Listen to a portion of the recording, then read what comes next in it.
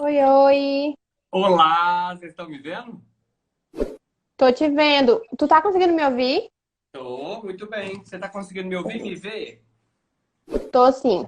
É que eu Ai, tava tendo um problema que eu sou uma senhora, eu não sei mexer em Instagram. não, eu vou te falar, essa juventude, tu tá com quantos anos? 22. Pra Né? você ver, né? Não Uma é? alma Parece que o velha. mundo virou, não é mesmo? Hoje os velhinhos dos 39, igual eu, 38 anos, tá tudo dando show nesses novinhos. Pode levar. Nervosa aqui, que eu não sei. Não sabia nem como é que iniciava uma live, mas tá tudo certo. Agora já propriamente conectada. Tá, eu deixei, olha só, eu deixei o meu áudio, eu tô usando, não tô usando microfone porque eu tô carregando o celular, mas se ficar Uhum, muito ruim, o pessoal avisa aí, tá bom? Que tá aí o bom. áudio eu dou uma melhorada aqui. Acho que até agora tá tranquilo, né? Uhum. O pessoal falou que voltou o áudio, então Deixa, vamos lá. deixa eu até abrir aqui. Foi? Vou até aqui abrir aqui para ver a gente aqui no, no computador. E aí, você é a Gabi? Foi, eu sou a Gabi. Primeiramente, boa noite, né? Boa noite. O meu nome é Maria Gabriela. Eu me chamo mais assim de Gabriela Vaz. Eu tô como vice-presidente da Associação Manifesto LGBT, junto com o Gabriel. E um pouquinho sobre mim é mais isso mesmo. Eu trabalho no movimento social. A gente teve essa ideia de te chamar para falar sobre o ativismo digital, que agora é uma pauta super necessária, né? Que a gente precisa aprender um pouco mais sobre isso, principalmente hoje, no Dia do Orgulho, e todo esse ressignificado que a gente tem que dar no meio dessa pandemia toda, né? E é isso, eu queria saber mais ou menos como é que tu queres conduzir. Separei algumas perguntas aqui para te fazer. E queria que tu começasse também falando um pouquinho de ti, claro, né? E aí a gente vê como é que vai indo. Então, meu nome é João Geraldo Neto, eu tenho 38 anos. Eu já estou no ativismo há 14, 15 anos. Eu me descobri com HIV há uns 14 anos. Antes eu trabalhava com crianças vítimas de violência numa comunidade lá em Petrópolis. Quando eu entrei para o ativismo, assim, né, era uma comunidade muito Uhum. carente lá em Petrópolis, onde tinham muitas crianças que sofriam violência da própria família. Então eu comecei a trabalhar nessa ONG. Nesse período eu me formei, eu sou graduado em Gestão da Informação e Marketing Estratégico, tenho uma pós-graduação MBA em Gestão Empresarial e Gestão de Pessoas, Marketing Digital e estava fazendo, antes do início da pandemia, uma outra pós em Sexualidade. Eu trabalho com essa Uhum. pauta de sexualidade. Quando eu me descobri com HIV, eu comecei a estudar mais sobre isso, entrei para o movimento social, saí do movimento social, mas continuei sempre nessa luta. Iniciei um trabalho na internet, lá quando tudo era mato ainda, né? Não tinha ninguém falando sobre o próprio HIV no YouTube, então eu sentindo falta como um bom estrategista de marketing, né, que eu nem sabia que eu era, eu acabei percebendo que aquele tipo de discurso me fazia falta. E provavelmente fazia falta para muita gente. Então eu comecei a falar sobre isso num canal pessoal, que tinha meu nome João Geraldo Neto, mas com o tempo eu acabei vendo que eu não queria muito ser visto como dono daquela informação, né? Porque personaliza muito. Justamente já entrando, né, Uhum. um pouco na pauta, essa questão, quando a gente está na internet falando sobre alguma coisa, personaliza muito. E aí é, é, a gente vira meio que o tutor daquela informação. E eu nunca quis isso, né? Eu sempre quis um canal onde as pessoas tivessem entrada, onde pessoas negras pudessem participar, onde mulheres, onde travestis, né? Mulheres trans pudessem participar. Lugares que eu não tenho de fala, eu não consigo. Eu não consigo dizer o que é ser essas pessoas, né? E aí eu criei o Super Uhum. Indetectável, né? Que super porque eu brinco que são superpoderes quando a gente atinge a carga viral indetectável, que é quando eu tomo o medicamento do HIV direitinho e aí eu não transmito HIV, além, melhor do que isso, eu não adoeço também, né? Então foi isso. E aí eu Uhum. comecei esse ativismo digital há bastante tempo, quando o YouTube ainda era bem menor. E foi isso, e as coisas foram crescendo. E hoje, eu até brinco, né, que na época eu era conhecido lá, o movimento social tradicional me chamava de ativista de sofá. E aí eu falei, parece que o jogo virou, não é mesmo? Hoje o que nos resta muitas vezes é só o ativismo de sofá, nesse tempo complexo. Exatamente. E é isso, é só. Então, eu quando me falaram sobre você, eu comecei a pensar, né, o que eu poderia falar sobre isso. E aí eu fiquei me questionando, de te fazer a seguinte pergunta. Para ti, desde quando você começou a trabalhar nisso, qual é a importância desse ativismo digital? É Assim, assim, fazendo um contexto também entre o tempo em que podia ser feito os dois e agora que a gente está exclusivamente nas tecnologias, né? na verdade, a gente nem está exclusivamente, né? Tem muita gente que está aí na É, rua, né? Por exemplo, ajudando, inclusive, por exemplo, a população LGBT que ia mais, tem uma galera na rua ajudando esse pessoal, né? Tem uma galera juntando grana, fazendo ativismo convencional, que é absolutamente importante. Foi dele que eu saí, né? Geralmente é do ativismo tradicional, onde saem os ativistas virtuais ou os e-ativistas, né? Então é muito importante a gente entender que não é uma coisa assim contra a outra, e nem é uma coisa além da outra, são juntas, né? A gente hoje eu estou aqui fazendo o meu trabalho, agora a gente está aqui fazendo o nosso ativismo virtual, né? Falando sobre o assunto, levando informação para as pessoas que às vezes não estão tão ligadas sobre o assunto, mas ao mesmo tempo tem gente ali fora enfrentando chumbo, né? Tem gente ali fora passando aperto, tem gente ali fora para poder socorrer pessoas que a gente aqui não faz. Mas assim, quando a gente tem que entender a diferença de uma coisa e de outra, Gabi, é que assim, uma coisa é a capilaridade do ativismo virtual, né, do ativismo digital, é uma capilaridade muito maior, né? Porque ele está muito mais fácil o acesso. O ativismo tradicional, ele tem um papel muito importante na parte principalmente do advocacy, né? Porque não adianta eu tentar fazer política de requerer direitos aqui onde eu tô, entendeu? O máximo que eu vou conseguir é fazer com que algumas pessoas pensem parecido comigo, mas essas outras pessoas que estão lá, elas estão fazendo um trabalho muito importante, então eles vão se somando. A minha voz, muitas vezes, reverbera o que o movimento social tradicional está fazendo, né? Quando eu, por exemplo, quando eu viro e faço uma live ou um, um vídeo e eu coloco ali uma QR Code, ou eu falo de um projeto social em Brasília, por exemplo, que é o da Vic Tavares, que eu sempre falo, que é um projeto, é uma casa de acolhimento de crianças afetadas pelo HIV. Os pais morreram ou elas mesmas têm HIV. Quando eu faço isso, ó, para você ver, eu estou falando que a Vida Positiva tem um apoia-se, onde a gente pode doar. A Vic está lá recebendo dinheiro, né? Assim, recebendo doação para manter. Então, assim, é uma coisa junto com a outra, né? Eu acho que a gente tem que entender que uhum. são uma coisa apoia a outra, né? Bem diferente. Uma coisa que é bem ruim, sabe, ô Gabi, é que a gente, infelizmente, nós brasileiros somos muito conservadores. Inclusive dentro do movimento social LGBTQIA+, dentro do movimento social de HIV.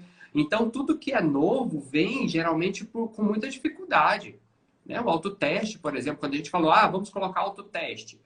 O autoteste, aquele testezinho de HIV que a gente mesmo faz, aquele autoteste foi massacrado pelo movimento social de AIDS, o mais tradicional, né? Mas é porque é muito difícil, às vezes, né? As pessoas são conservadoras, e elas são conservadoras em todos os âmbitos da vida delas. E o nosso país, Uhum. infelizmente, é um país bastante conservador. Mas e até mesmo a questão de você parar para entender que hoje, do jeito que nós estamos cercados de tecnologia, tu pode fazer o melhor trabalho do mundo, mas se não tiver junto a rede social, se não tiver junto a comunicação em si, tu não vai para muita frente teu trabalho, porque tu precisa expor, tu precisa se fazer visto, né? Exatamente, essa é a evolução da tecnologia. Eu, como trabalho com comunicação digital, há muitos anos, desde muito antes de surgir Facebook, antes ainda de surgir Orkut, né? Que você nem deve lembrar de Orkut, mas quando Minha época, infelizmente. Mas quando eu comecei a estudar sobre isso, na verdade, a gente tinha uma expectativa de que a comunicação, a tecnologia fosse ocupar um espaço importante da nossa vida, né? Uhum, Inclusive, essa ideia da tecnologia entrar na nossa vida, tanto na consulta, por exemplo, na consulta virtual com o médico, esse tipo de coisa, ela já estava sendo conversada há um tempo atrás, só que tudo foi muito amplificado com a pandemia, né? Quando ela vem e restringe todo o nosso acesso, a gente já não pode mais fazer as coisas que eram direitos humanos básicos, as coisas começam a ficar muito complicadas. Então a gente precisa se adaptar. A gente precisa continuar uhum, conversando e levando informação, a gente precisa continuar falando com os nossos pares do trabalho, né? Quem tem trabalho. A gente precisa continuar oferecendo o nosso serviço, os nossos produtos agora pela internet, né? Quem oferecia ali, às vezes, numa carrocinha na rua, agora eu não posso mais oferecer o meu produto na carrocinha na rua. Agora eu preciso desenvolver algum jeito de vender isso pela internet. Então é algo que foi muito. Tá tendo uma ruptura muito brusca, o que estava vindo de modo muito devagar. Mas é isso, né? A gente não tem agora um tempo para esperar e a gente precisa desenvolver mecanismo, a gente precisa desenvolver tecnologia e a gente precisa, eu acho que também é uma coisa importante, aí a gente já entra na parte do ativismo também, né? Que é de pensar o seguinte: agora é momento da gente exigir que todas as pessoas tenham acesso à tecnologia, à internet, né? A uma internet de qualidade, a uma internet suficiente para que as pessoas possam ter o direito ao acesso, né? Porque eu estou falando hoje, uhum. quando a gente fala, porque todo mundo tem internet no Brasil, não é verdade. Tem 30% da população do Brasil que não sabe nem, não tem nem como trinta por mandar SMS. cento Como? 30%? E Muita alguns gente, né? grupos, por exemplo, a zona rural do Brasil, só 50% tem acesso. Óbvio, né? É uma região mais complicada de chegar assim. Não, mas, enfim, é uma pauta que a gente tem que puxar para a gente. Porque enquanto a gente está falando aqui, Uhum. a gente pode acessar 70% das pessoas, mas tem 30% de brasileiros que não estão com acesso. E eles não têm acesso a nada. Eles não têm acesso a nem a poder procurar informação no Sistema Único de Saúde, eles não têm acesso a nenhuma internet. Isso é muito grave também. É mais uma pauta que eu acho que a gente tem que subir, justamente entendendo esse momento que a gente está vivendo.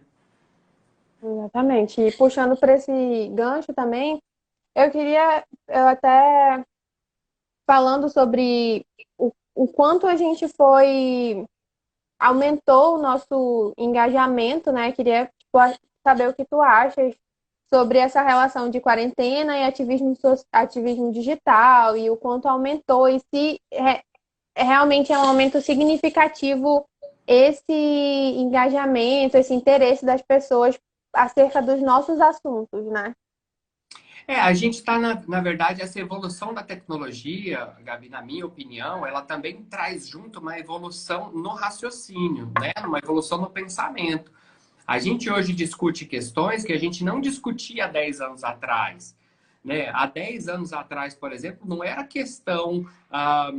Não, já era da empregabilidade feminina. Mas, por exemplo, nome social de meninas trans. Há 10 anos atrás, Nem que se vieram agora, pensava, né? a gente não considerava isso tão importante. Então, hoje a gente traz essa pauta como não importante, mas como essencial. Não dá mais para chamar uma pessoa por um nome que ela não se reconhece. Então, assim, é urgente. E esse raciocínio, essa linha de raciocínio mais aprofundada, ela vem junto com todas essas mudanças, né? E quando você vem uma pandemia, que lá no início, né, lá quando estava ainda na China, vem com aquela ideia de que porque é uma pandemia democrática, porque ela pega todo mundo, quando ela chega em países como o nosso Brasil aqui, a gente vê que, na verdade, ela é muito, muito, muito social. Ela pode sim infectar uma pessoa muito rica e ela pode se infectar uma pessoa muito pobre.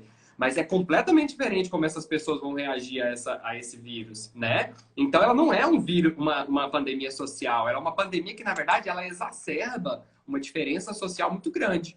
Ela mostra cada vez mais que as meninas trans vão morrer porque elas não vão receber acesso no hospital onde elas forem. Porque lá, além de não reconhecer elas pelo nome delas, muitas vezes, apesar de ter lei, né, existem leis federais Uhum. de garantia do nome social, ainda assim elas podem não ser atendidas. Aconteceu recentemente, não foi no Brasil, mas uma menina trans ficou doente de Covid, mas não sabia o que era.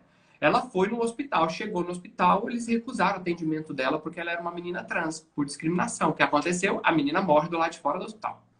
Então, assim, Nossa, que absurdo. absurdo. Mas isso acontece o tempo todo, entendeu? Então, assim, essas mudanças, elas vêm. Aí, aí voltando aqui à sua pergunta, por que, que esse engajamento ele está aumentando, né? Por que, que ele está aparecendo ainda mais?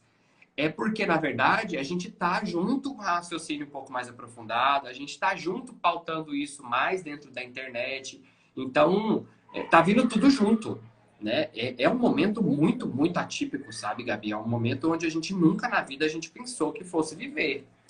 Então, é um momento onde a gente pode esperar qualquer coisa. E que bom que isso reflete de alguma maneira. Apesar de eu falar que não existe lado positivo nenhum nessa pandemia, a gente tem que aproveitar dessas coisas que vão aparecendo para a gente poder amplificar ainda mais a voz pelo que a gente acredita, né? Uhum. Então, vamos para a listinha das minhas perguntas, que eu achei muito importante, porque quando eu penso em ativismo digital, eu não sei se isso não me julga, não sei nada, aquela, né? Ah, pode falar. Mas quando eu penso em ativismo digital, eu imagino, beleza, eu tenho a vertente de que eu tenho uma gama de informação ali, pelo fato de ser digital, é um pouco menos, às vezes, constrangedor para algumas pessoas, porque, por exemplo, eu já tive vivências, com pessoas convivendo com HIV, que elas procuravam informações digitalmente ao invés de chegar e falar com a gente. É porque eu sou estudante de enfermagem, Ah, e aí sim. eu via que os pacientes, eles tinham muito medo, né, de falar e preferiam não guardar minha pergunta. Quando eu chegar em casa, eu jogo no Google e tá tudo certo. E, e aí, né, pensando na importância desse ativismo, mas voltando para a pergunta que eu estava me distanciando, o lado ruim também dessa parte é dessa relação que eu não sei se existe entre o cancelamento e o ativismo digital, sabe? Deixa eu ver se eu entendi. É que o que eu percebo é que, assim, na verdade, o HIV é uma doença que é diferente de todas as outras, né? Infelizmente, isso não é legal. Mas, assim, uma coisa que a gente vê é que o HIV, por estar associado ao sexo, por estar associado a uma ideia de grupo de risco antiga, por ter surgido entre gays, entre travestis, entre pessoas que usavam drogas e trabalhadores do sexo, por tudo isso, ela é uma doença que ainda carrega um estigma muito grande. Ela ainda carrega um peso muito grande. Então, quando uma pessoa se descobre com HIV, muitas das vezes, ou quando ele desconfia, muitas das vezes ele prefere o anonimato. E aonde ele encontra esse anonimato? Na internet, né? Tanto que os meus seguidores do meu canal, os seguidores oficiais, né, aqueles que clicaram lá para seguir o canal, a grande maioria não vive com HIV. Por quê? Porque eles não querem se vincular ao meu canal. Por isso é que quando eu fiz 30 mil seguidores, eu falei, caraca, fiz festa, caramba. Aí um amigo meu, que eu tava viajando para fora do Brasil, e a pessoa falou, mas 30 mil é muito? Eu falei, depende. 30 mil não é muito se eu fosse falar de maquiagem. Mas 30 mil é muito quando eu vou falar de HIV. Porque a maioria absoluta dos seguidores do meu canal são profissionais de saúde e ativistas. Ou seja, é tão grave esse estigma que tem o HIV que a pessoa, às vezes, ela prefere não criar um vínculo com o serviço de saúde, com o profissional de saúde, e ela prefere ir para a internet, onde ela pode encontrar, porque é terra sem lei, onde ela pode encontrar da melhor informação possível no site do Ministério da Saúde, até ela pode encontrar a Uhum. pior informação possível num imenso gerador de fake news, entende? Então, assim, a gente tá, ao mesmo tempo que a gente tem muitas vantagens, porque a gente pode ampliar o acesso às informações para esses 70% dos brasileiros que têm acesso à internet, a gente cai realmente num risco muito grande de reduzir esse vínculo absolutamente necessário entre o profissional de saúde, né? E aí é que entra uma outra parte importante do ativismo virtual, que é a pessoa com quem está de fato ativista, porque tem gente que está ali para ganhar dinheiro. Tem gente que acha que vai ficar rico. Eu vou aparecer na internet e eu vou ficar rico a partir de agora porque as pessoas estão me reconhecendo. Gente, isso não existe. Uhum. Né? A não ser que você fale sobre maquiagem. Aí é outro campo, porque de fato existe muito mercado. Recebidos de quem fala de HIV na internet é autoteste de HIV. Tipo assim, sabe? É camisinha, é gel lubrificante, é autoteste de HIV. Então, assim, não é algo glamuroso. Aí é muito importante entender a responsabilidade que se tem, sabe, Gabi? Quando eu me predispus a falar sobre HIV na internet lá 13, 14 anos atrás, muitos anos, 14 anos atrás, eu assumi para mim uma responsabilidade de tomar muito cuidado com a informação que eu passava, sabe? Então, a partir daquele momento, eu Uhum. tenho uma obrigação, sim, de estudar sobre o assunto, de falar sobre o assunto com propriedade, com segurança, baseado em evidências científicas, para não ficar sempre no achismo. Entende? Não quer dizer que eu não exponha a minha opinião em alguns lugares, eu exponho, mas eu sempre deixo muito claro, essa é a minha opinião sobre determinado assunto. Agora, quando eu vou falar de HIV, eu não posso falar só sobre a minha opinião. Entendeu? Eu não posso falar só sobre a minha vivência. Mesmo quando eu vou falar da minha vivência, eu tenho que ter uma base. Justamente para não correr o risco daquele pessoa que foi lá, falou contigo lá no seu trabalho, ou foi diagnosticado por você e prefere procurar pela internet, não encontre num lugar absolutamente ruim, inóspito, sabe? Assim, com informações ruins e quando vem, uma porcaria. Porque as pessoas, infelizmente, a gente não tem um senso muito crítico, sabe, com relação à qualidade da informação. Eu me formei, né, como eu falei, em gestão da informação, em segurança da informação. Então, a gente estudava lá muitos e muitos anos essa questão de como identificar quando uma notícia ela podia ser falsa ou não, muito antes da história de fake news, né? Então, assim, é isso, gata. A gente precisa, de fato, ter muito cuidado para a gente não substituir esse contato profissional de saúde com o paciente, vamos colocar assim. Né? Mas é inevitável também a gente entender que isso vai acontecer. Né?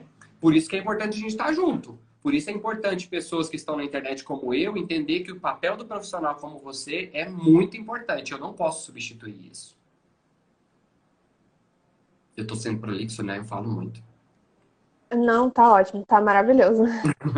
É, E a outra parte da pergunta era o que tu achas assim dessa relação entre a parte do o cancelamento que está acontecendo muito agora nas redes sociais, né?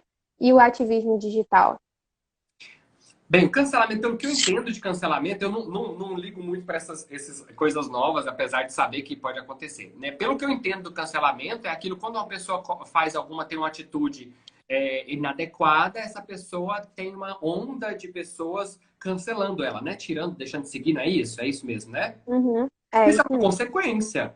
Era uma consequência. Gente, eu tô coçando muito meu nariz, é porque eu tô com rinite, tá? Então, assim, eu vou ficar pegando meu nariz o tempo todo. Mas o que acontece, isso é uma consequência. Do mesmo jeito que se eu sou um ativista convencional e eu vou fazer uma fala num colégio e as pessoas não gostam da minha fala ou consideram inadequada, elas vão me criticar ali na hora, né? No caso da internet, a gente tem uma ferramenta que é o curtir e o descurtir. Eu posso simplesmente seguir e deixar de seguir uma pessoa.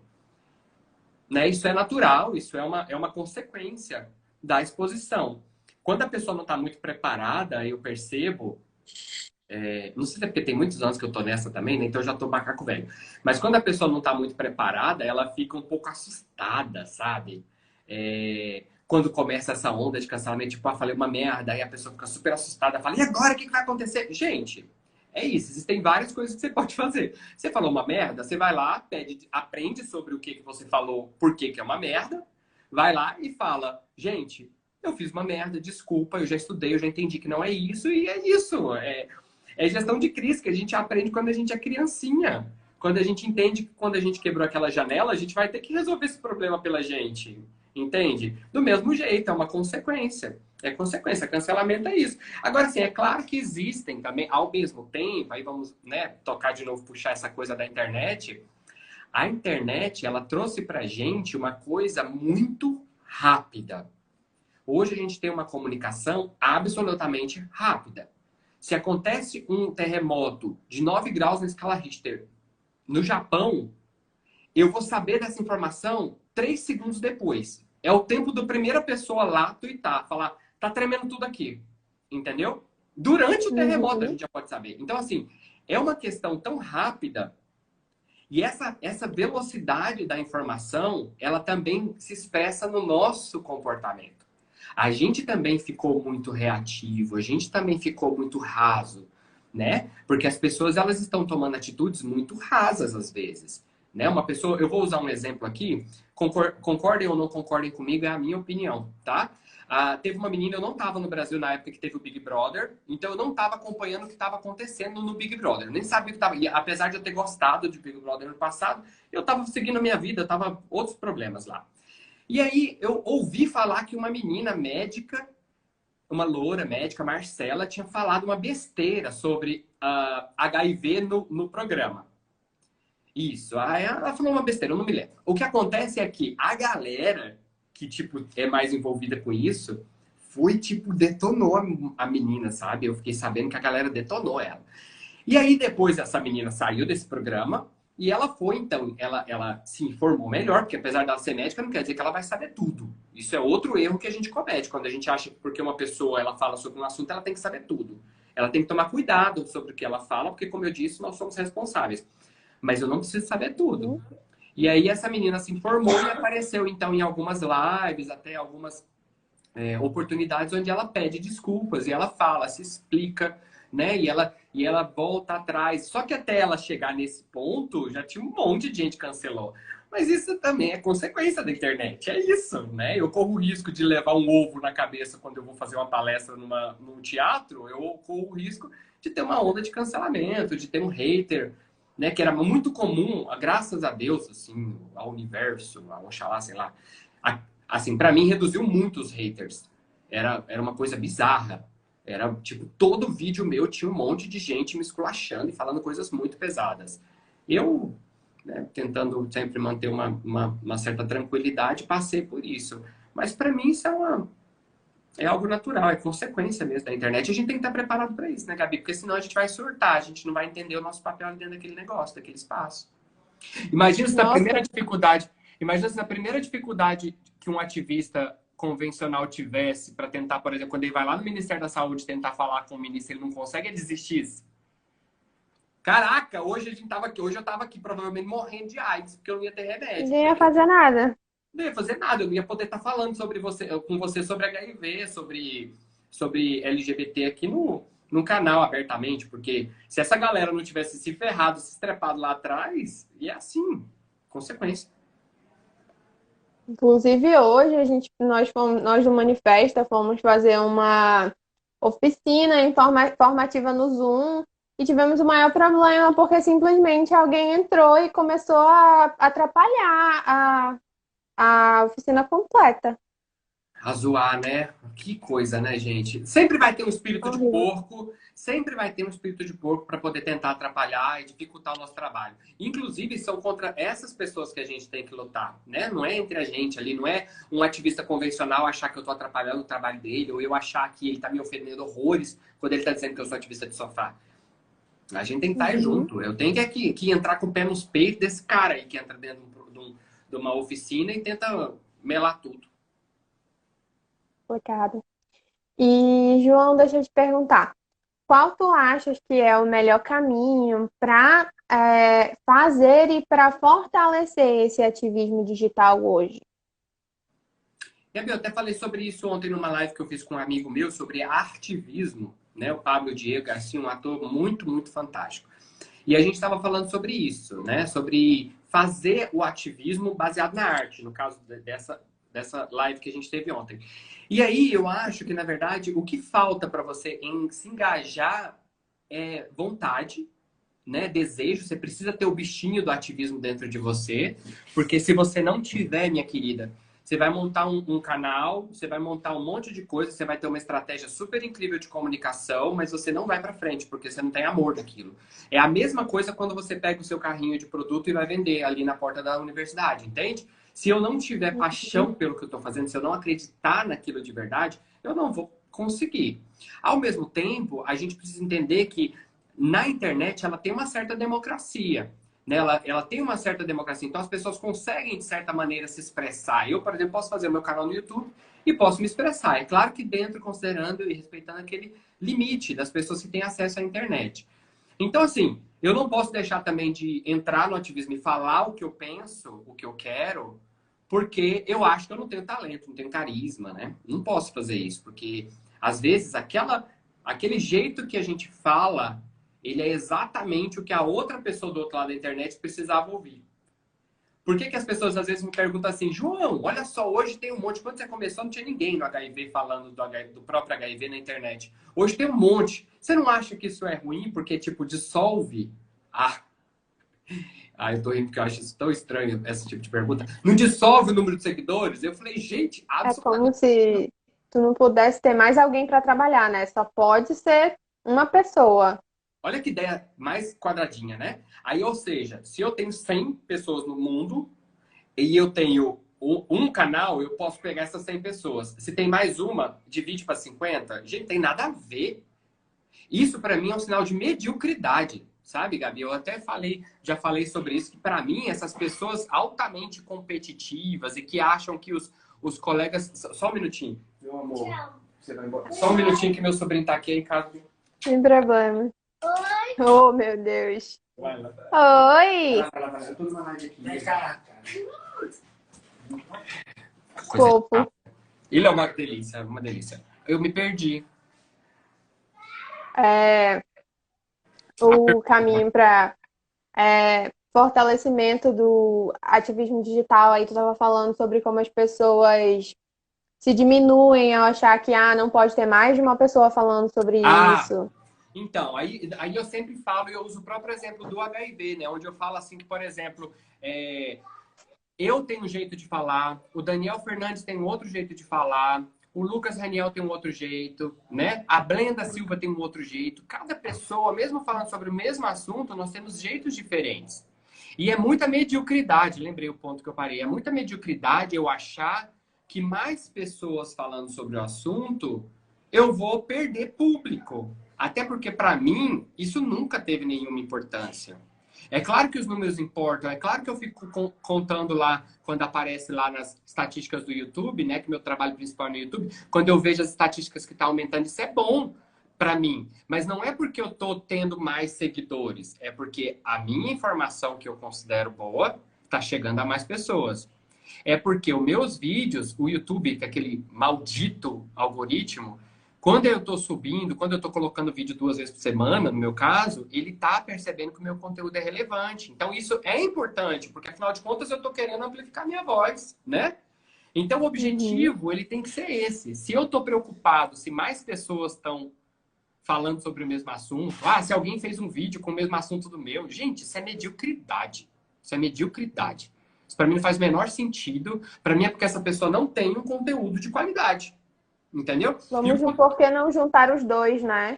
e por que não fazer uma collab todo mundo junto, né? Foi o que eu fiz ontem com meu amigo lá, meu amigo, esse que eu falei, esse ator. Ele fala sobre outra coisa. Ele é humor, comédia, mas ao mesmo tempo tá tratando a questão da LGBT, sabe? De uma bichinha Uhum. afeminada, um personagem. Aí, assim, tipo, até que ponto essa bichinha afeminada não fica estereotipada? É isso que a gente estava falando. Vamos juntar todo mundo para falar sobre a mesma coisa. Isso é importante. Né? Como vocês falam de LGBT e eu falo de sexualidade no meu canal, a gente está aqui junto, falando. É colaboração. Eu acho que essa ideia é tão capitalista, né? E eu sou totalmente anticapitalista. Então, assim, essa ideia de competição, de a gente não poder estar junto na mesma disputa ali, que não é uma disputa, né? Não precisa ser uma disputa, né? Pode ser uma parceria, a gente pode construir juntos, né? Enfim. Uhum. Eu tinha só mais uma pergunta que eu acho que meio que a gente já respondeu juntos, mas que eu acho que é até importante da gente falar mais um pouquinho aqui, que era como que a gente pode trazer esse ativismo, juntar a parte do ativismo digital com o ativismo social, mas não Eu sei bem a costumo palavra. falar o tradicional. Eu costumo falar o ativismo É, tradicional, né? Eu acho que uma coisa que faz muito, eu acho que uma coisa que a gente pode fazer muito, sabe, Gabriela, é assim, eu consigo lidar, eu sei lidar melhor com a questão da comunicação digital, da comunicação virtual. Então, como que eu uhum, posso ajudar amigos que não estão dentro desse meio, mas que fazem um trabalho incrível ali na base mesmo, trabalhando ali diretamente com as pessoas que mais precisam? Como que eu posso ajudar essa pessoa a ter presença na internet? Ao mesmo tempo, como que essa pessoa que tem um trabalho incrível na base pode me ensinar sobre a reação de uma pessoa quando ela acaba de se descobrir com HIV, coisa que eu não tinha tanta experiência. Entende? Então é fazer uma colaboração fora da internet, mas uma colaboração de conhecimento, né? Eu compartilhar com essas pessoas.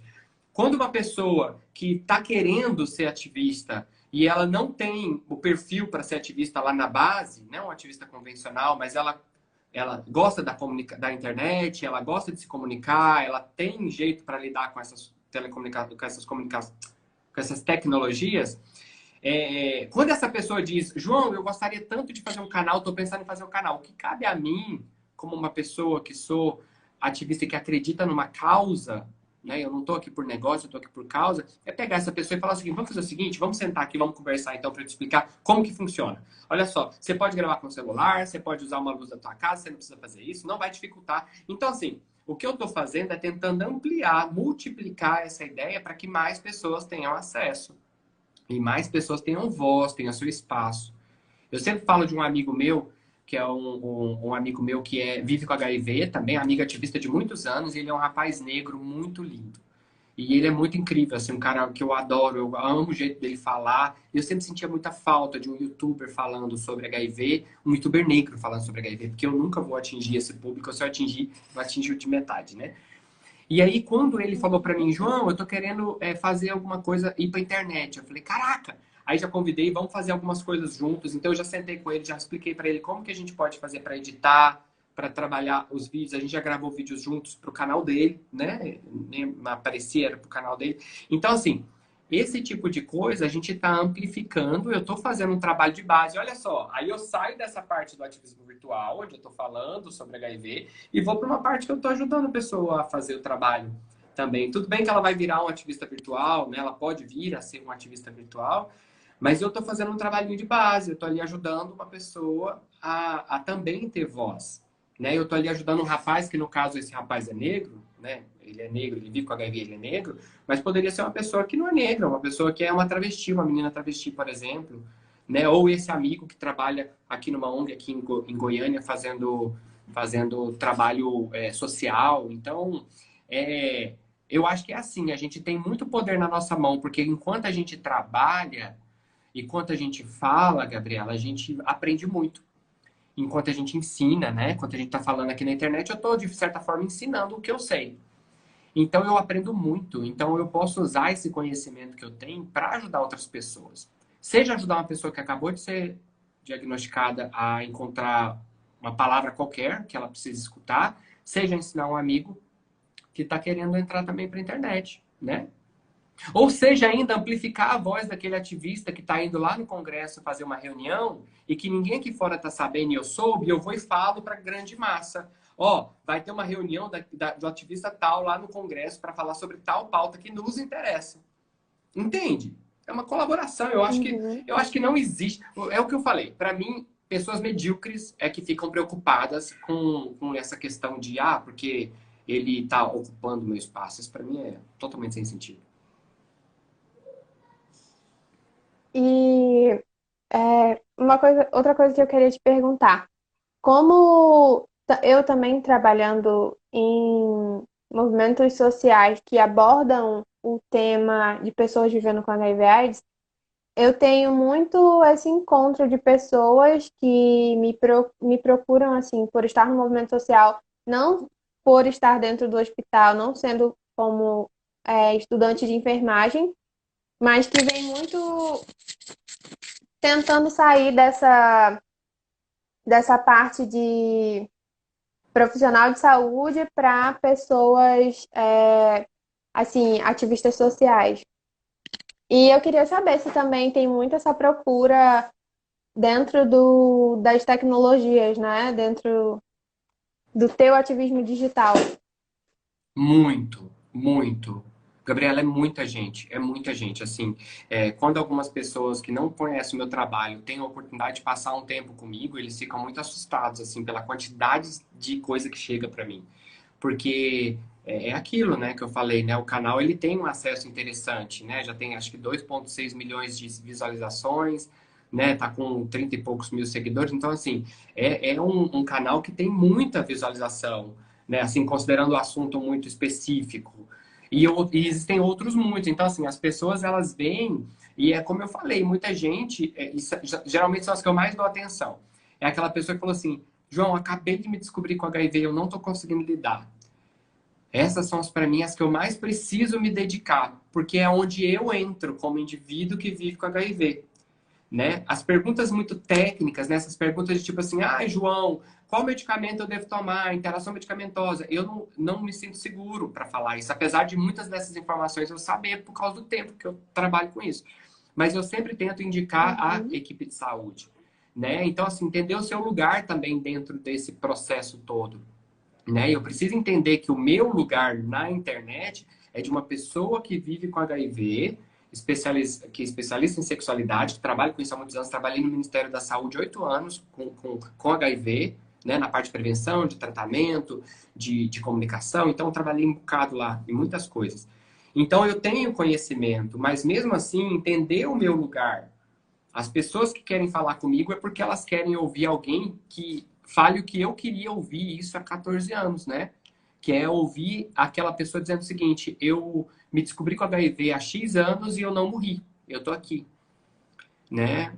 E é esse o meu público-alvo, sabe? O público a quem eu quero atingir no meu canal é esse. E especialmente é esse público mesmo, é esse público que tem HIV, que está desconfiado que vive com HIV, ou que tem relacionamento com pessoas que vivem com HIV, né? Então é importante a gente decidir, definir esse público e focar nele, né? E também não se perder, porque assim, eu já vi tanta gente falando assim, eu me descobri com HIV e aí tal pessoa falou para mim que eu devia fazer isso, eu não devia fazer aquilo. Eu falei, calma, mas isso aí não é uma pessoa comum que vai te dizer, é um profissional de saúde, né? Isso é perigoso. Isso é bem perigoso. Então, assim, não vai pela internet. Lembra do terreno lá, Terra de Ninguém, que eu falei ali atrás? É isso, a gente tem que tomar muito Sim. cuidado. Tem muita gente comprometida, mas também, óbvio, tem muita gente perdida, né? Aí que tá aí para poder ficar famoso, para fazer coisas. Isso tem em todo lugar, para de tudo. E como foi para ti entrar nessa parte de comunicação e tecnologias e o ativismo digital? Então, eu descobri que eu vivia com HIV e para mim foi um momento muito, muito difícil para mim. Eu vivi um relacionamento muito complexo. Eu sou gay, né? Então eu vivi um relacionamento com outro rapaz, um relacionamento muito complexo. E aí eu precisava falar sobre esse assunto, só que eu não tinha como ir lá no serviço de saúde para participar das rodas de conversa. Então eu pensei, cara, será que eu não podia fazer isso pela internet? E aí eu fui pensando em criar um grupinho. Aí já existia o Facebook nessa época do grupinho, porque eu já comecei a falar da internet, falar sobre o HIV na, na, na internet, mas assim, eu falava sobre HIV no geral. E aí eu fiz um grupo para que a gente pudesse conversar sobre HIV. Esse grupo chama Rede Mundial de Pessoas que Vivem e Convivem com HIV. É um grupo no Facebook fechado, tem 4 mil pessoas hoje de 16 países. É muito, um lugar muito legal onde as pessoas podem falar e conversar sobre isso. E foi essa falta que me fez que eu procurei resolver ou tentar resolver de uma certa maneira, né? Porque não dá para dizer também que eu resolvi todos os problemas porque eu resolvi falar sobre HIV na internet. Não é. Tem gente que não se identifica com o meu perfil. Então tem gente que não gosta de mim, assim, não gosta do que eu falo, do jeito que eu falo, eu sou muito sério. Muita gente critica para mim, fala assim, quando vai assistir um vídeo meu, né? Eu tava falando, por exemplo, da possível cura do HIV. Aí eu fiz um vídeo falando sobre isso, só que eu sou muito sério. Eu não tô falando de brincadeira. Eu não tô falando de algo que é engraçado. Eu tô falando de algo que é a esperança de milhares de pessoas nesse país. E aí o cara no final vira Uhum. para mim e fala assim: Nossa, João, parece que você deu uma notícia ruim, parece que era uma notícia de morte, que você tá com cara de velório. Eu falei, querido, deixa eu te explicar uma coisa. Eu não tô aqui para fazer graça. O meu perfil é esse. Né? Então eu não posso fazer algo engraçado enquanto tem gente que está se matando, está deixando de tomar remédio de depressão, junto à depressão HIV, entende? Então, assim, é o perfil de cada um, e é isso. E vai. As pessoas vão se encontrar e vão gostar e não vão gostar. E isso é natural de cada pessoa, né? É isso. Bom, João, essas eram as perguntas que eu tinha. Eu vou deixar um tempinho aqui aberto para o pessoal, se eles quiserem fazer alguma pergunta. Eu vi várias pessoas parabenizando pela iniciativa. pedindo para salvar a live. E eu queria inclusive ver com vocês se eu posso pegar a live, se vocês podem me mandar esse vídeo depois, para eu fazer um vídeo e publicar no meu canal, o mesmo vídeo. Pode ser? Se eu descobrir como faz, pode ser sim. Não, é fácil. É só você salvar ele aí, depois a gente troca ideia para eu te explicar como é que você faz para me mandar. Tudo ótimo, então. Tá bom? Deixa Salvar, eu eu acho ver. que eu sei. Deixa eu ver aqui se chegou notícias aqui que eu tô vendo. Foi com 14 anos, nossa, não sabe. Não. O chefe João Marcelo aqui, que é um velho amigo meu, o cara ficou famoso e a gente ainda é amigo. É um fofo. Ficou famoso que ele tá famosinho, assim, famosão, aliás. É um chefe fantástico. Ele fez uma pergunta que ele falou que eu descobri com 14 anos. Na verdade, não foi com 14 anos. Eu me infectei com HIV aos 19 e eu fiquei 6 anos sem saber que eu vivia com HIV. Então eu fiz um exame e nesse exame já tinha 6 anos de infectado e eu descobri. E esse exame que eu descobri tem 14 anos. Então já tem quase 20 anos que eu vivo com HIV. Na verdade, tem 19 anos. Eu tô com 38 anos, tem exatamente. Eu tô 19 anos vivendo com HIV, 19 anos sem HIV. Então eu tô exatamente no meio desse aí. O ano que vem eu já vivo mais tempo com HIV do que sem HIV. Então é essa que foi a história. Deixa eu ver aqui. Entendi. Aproveitar todos os meios de falar, fazer.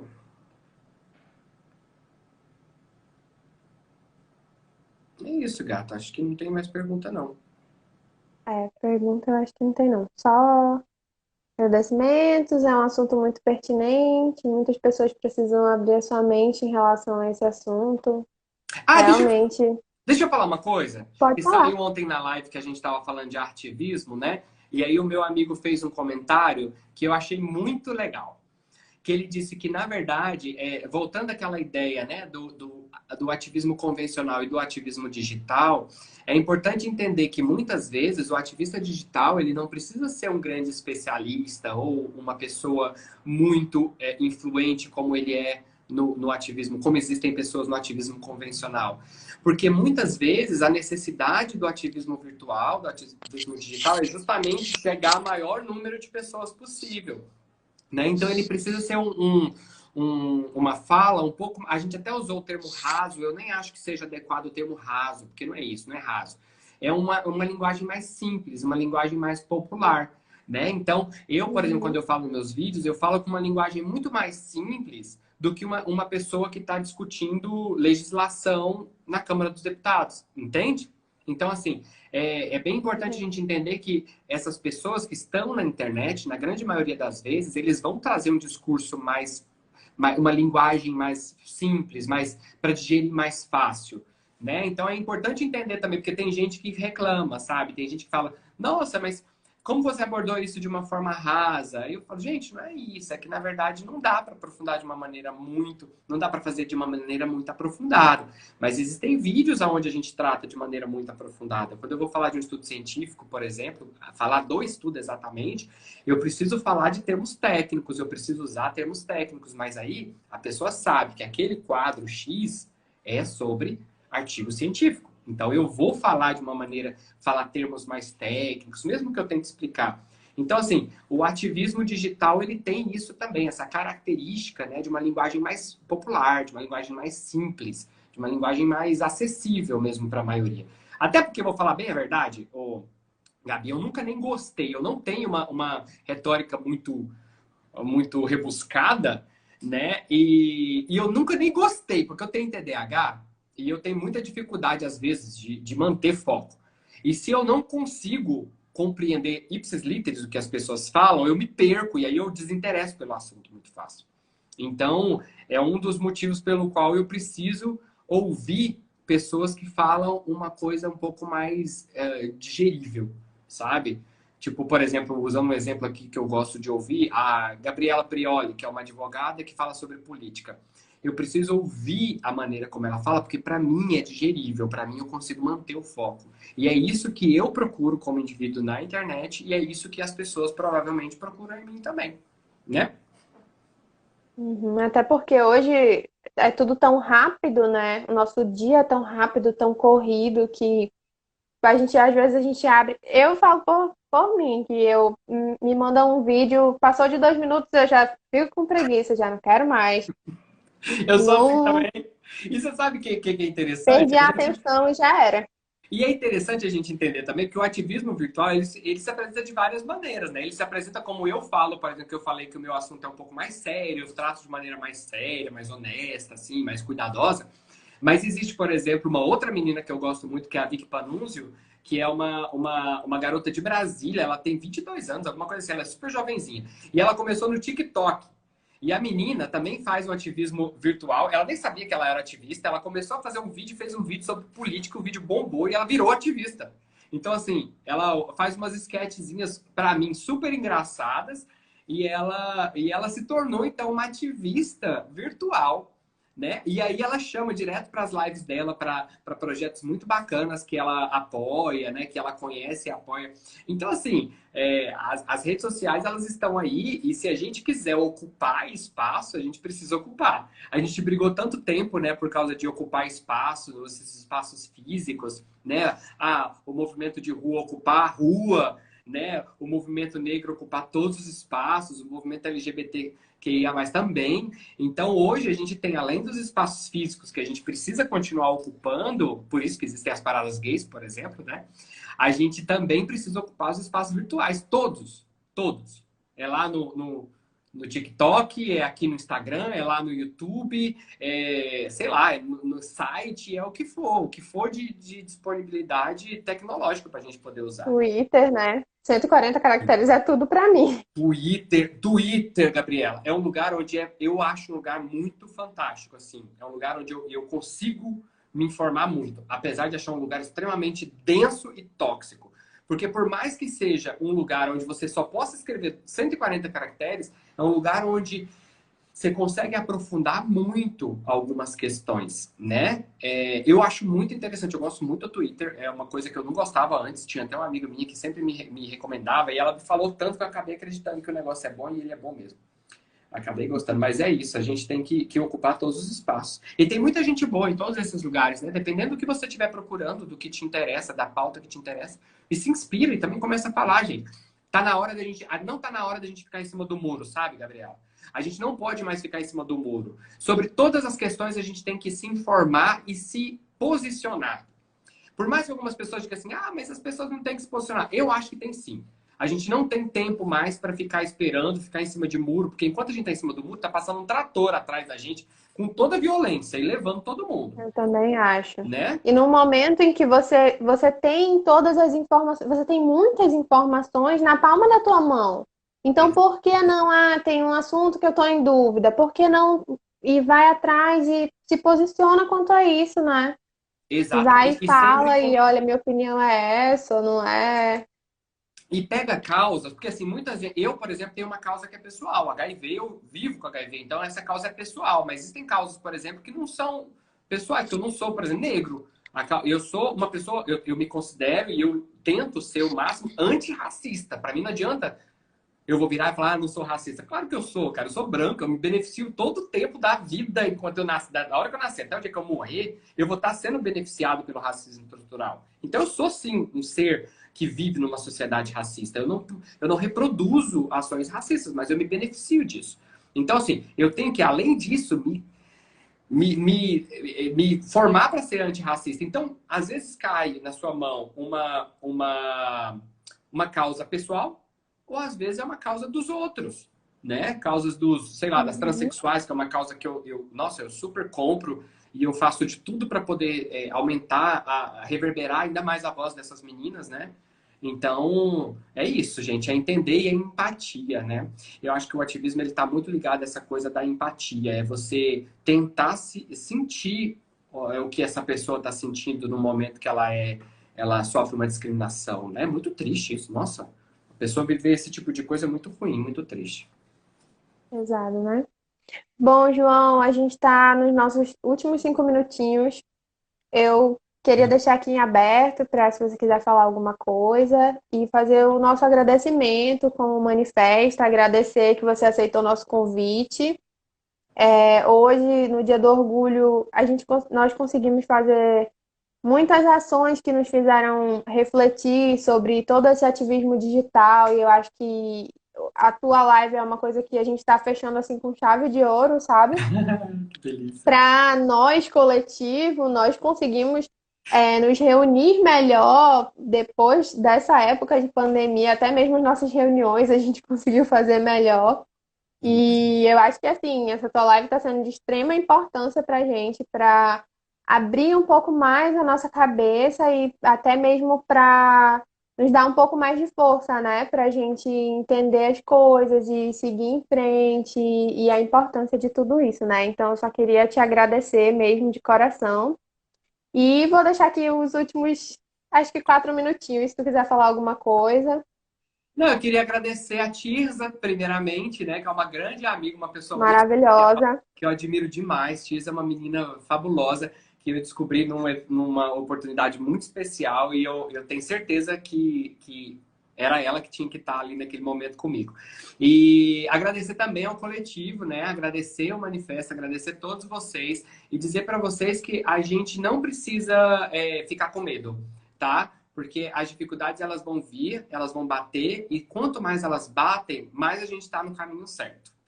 Queria só te dizer isso, porque quanto mais batem na gente, mais a gente está no caminho certo. E é isso, tá? As coisas vão parecer que estão dando errado, mas a gente não pode amolecer e tem que continuar batendo de frente, tá? Às vezes com mais doçura na fala, às vezes com coquetel molotov. Então, assim, isso vai depender da necessidade.